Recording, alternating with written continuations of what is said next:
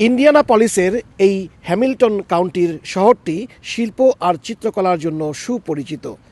এখানে রাস্তায় কেউ ভাস্কর্যে বই পড়ছেন, আর শুধুমাত্র বই নিয়ে এক চমৎকার ভাস্কর্য নির্মাণ করা হয়েছে এখানে। এ শহরেই শিকন নামে একটি স্থানীয় সংগঠনের আয়োজনে চলছে দুদিন ব্যাপী বাংলা সাহিত্য ও সংস্কৃতির সম্মিলন। ইন্ডিয়ানাপলিসের নোবেলসভিল মিলনায়তনের বাইরে একচিলতে প্রাঙ্গণে চা চক্রে মিলিত হয়েছেন শিল্প, সাহিত্য, সংস্কৃতি ঘনিষ্ঠ মানুষেরা। প্রাণবন্ত সেই আলোচনায় নতুন প্রজন্মের বাংলা শেখার ওপর গুরুত্ব আরোপ করেন সবাই। ছোট ছেলে মেয়েদের জন্য বাংলা স্কুল বা বাংলা শিক্ষার একটা আয়োজন করব। এই স্কুলটা প্রতিষ্ঠা খুবই জরুরি। তারপরে আমাদের এই সাহিত্য সংস্কৃতি সম্মেলন থেকে আমাদের একটা ভালো একটা উদ্যোগ আছে, যেটা আমরা বাংলাদেশ হাউস করার চিন্তা করছি। অনুষ্ঠানে জাতীয় কবি কাজী নজরুল ইসলামের স্মৃতিচারণ করেন নাতনি অনিন্দিতা কাজী। তার গান, কথামালায় মুগ্ধ হন দর্শক। নতুন প্রজন্মের নাচ, ফ্যাশন শো উপভোগ করেন সবাই। উপস্থিত ছিলেন ভারতের কনসাল জেনারেল সোমনাথ ঘোষ ও বাংলাদেশের অনারারি কনসাল মনির চৌধুরী।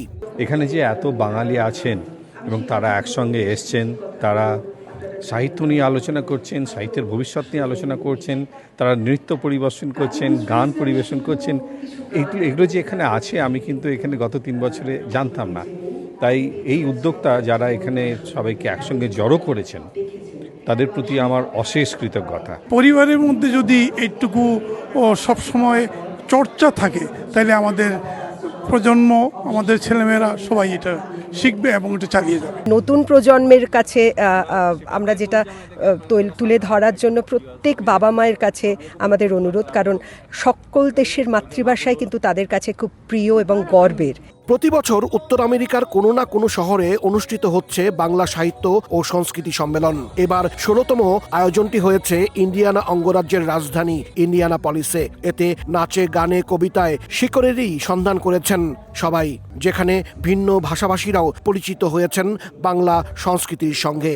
বাংলা ভাষার প্রতি, বাংলা বইয়ের প্রতি, বাংলা সংস্কৃতির প্রতি যে ভালোবাসা, বিশেষ করে নতুন প্রজন্মের অংশগ্রহণ, এটা খুবই অনুপ্রেরণার। এই অনুপ্রেরণার মধ্যেই আমাদের প্রবাসী জীবন চলমান থাকুক, এটাই মনে করি। ইন্ডিয়ানাতে যে আমরা একটা ছোট্ট শহরে আমরা যে এত বড় একটা আয়োজন করতে পেরেছি, এটা আমাদের একটা বড় একটা সার্থকতা। It's really a great way for us to keep engaged with the culture and also to continue it for the next generation. শনিবার সাপ্তাহিক ছুটির দিনে রাত পর্যন্ত চলে অনুষ্ঠান। আয়োজকরা জানান আগামী বছর ক্যালিফোর্নিয়ার সান ফ্রান্সিসকোতে হবে এ সম্মেলন।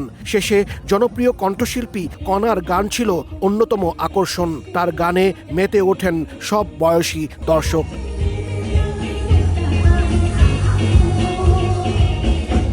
হাসানুজ্জামান সাকি, সময় সংবাদ, ইন্ডিয়ানাপলিস, ইন্ডিয়ানা, যুক্তরাষ্ট্র।